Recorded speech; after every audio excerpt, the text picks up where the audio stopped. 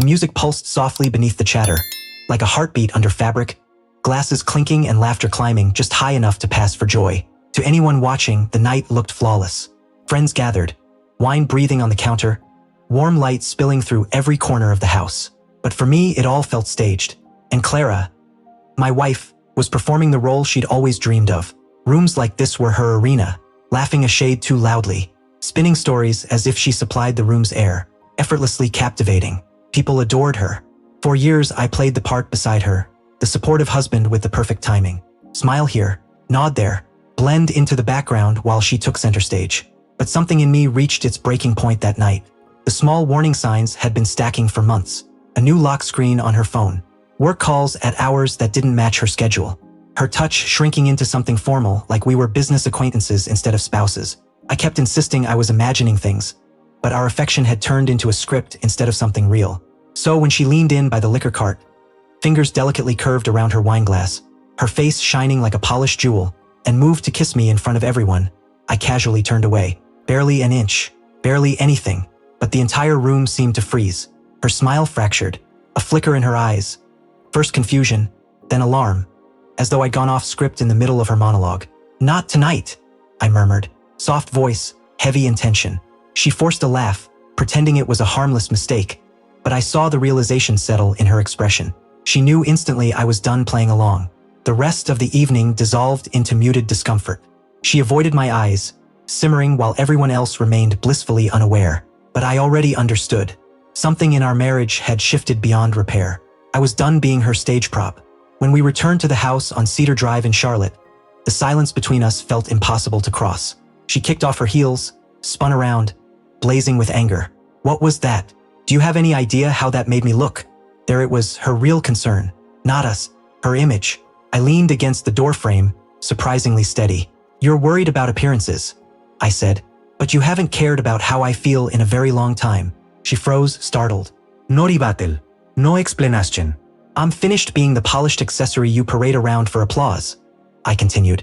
"And I'm done pretending I don't see what you've been hiding." Her jaw clenched, but she didn't deny anything. She didn't even try to build a convincing lie. Instead, she whispered, "You've changed. You stopped giving me attention. What did you expect?" A confession wrapped in accusation. Something inside me finally settled. Not fury, clarity. Our marriage had died long before tonight. I had just finally spoken the truth aloud. "I expected fidelity," I said. Apparently, that was asking too much. She turned away, grabbing her phone like it was evidence she needed to guard. But no proof mattered anymore. I already knew. That party wasn't about dodging a kiss. It was about refusing to participate in her production.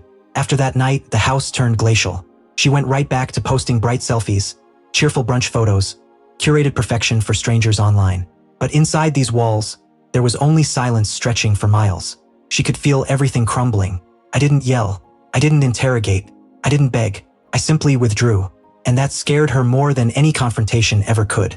One evening, I set divorce papers on the kitchen table. No speech. No explanation. She stared at them as if they were written in another language.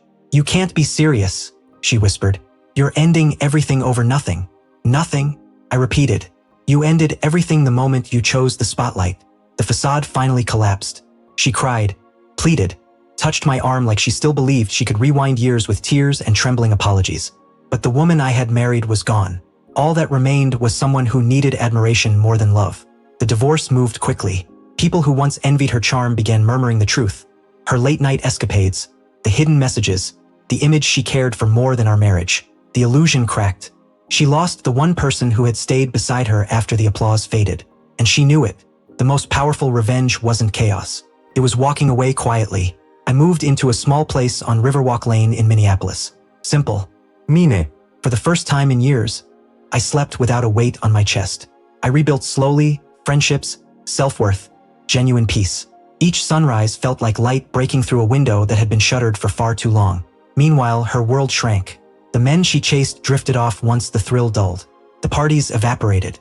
The adoration disappeared. Her image couldn't rescue her anymore. And the night she leaned toward me at that party, offering a kiss meant for an audience, she thought the performance would continue. Instead, she met reality. Not tonight.